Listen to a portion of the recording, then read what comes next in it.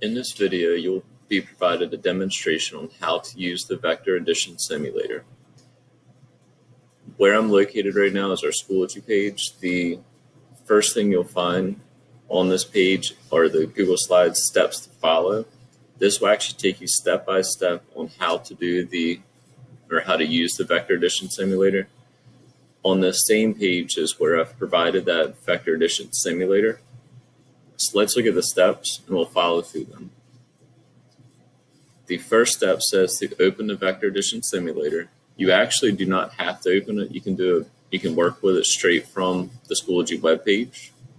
As you can see here, I can do different things with it. Our next step then says choose the tab for lab. So I come down here and I can see right now it's on Explore 1D.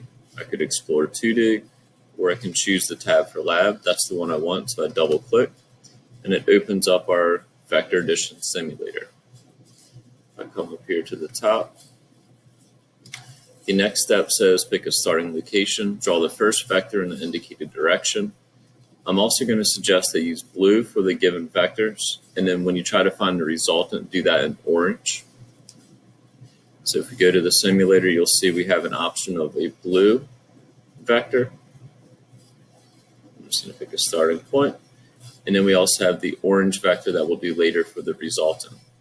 So right now, it automatically, just when you drag it over, it gives you a vector that's a distance of 10 at an angle 36.9 degrees.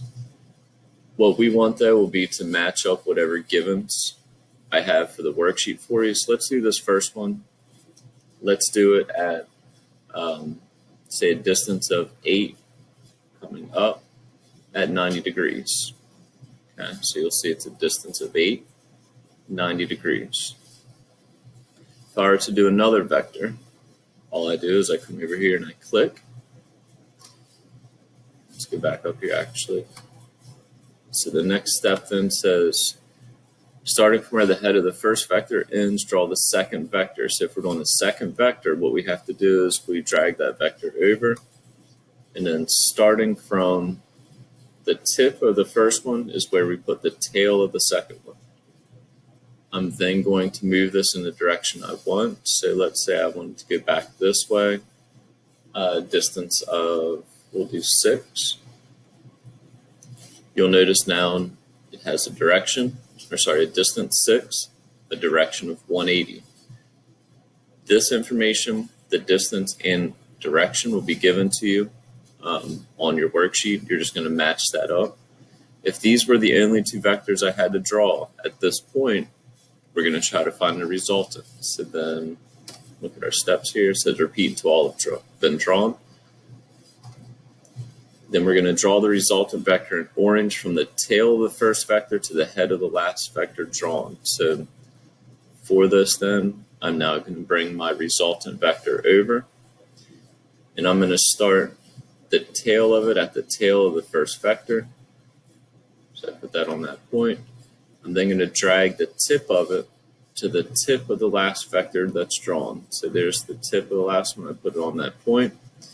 What you'll now see is when this vector is highlighted, it has the distance of it and the angle. The information I'm looking for then for you to record and give back to me will be this distance and this angle. And it does make sense we have a distance of 10 because if you remember, we did 8 up, 6 over, and then this is now 10. It made a 3, 4, 5 triangle. Okay. I'm going to drag this back over for now out of the way. If we were to have more than, say, 2 vectors to draw, let's say we have a third one that comes in here. Again, this is my first one going up, second one came over, the third one would go from the tip of the last one we drew, and then we put it whatever direction we need. Let's say it came back down this way for a distance of 8.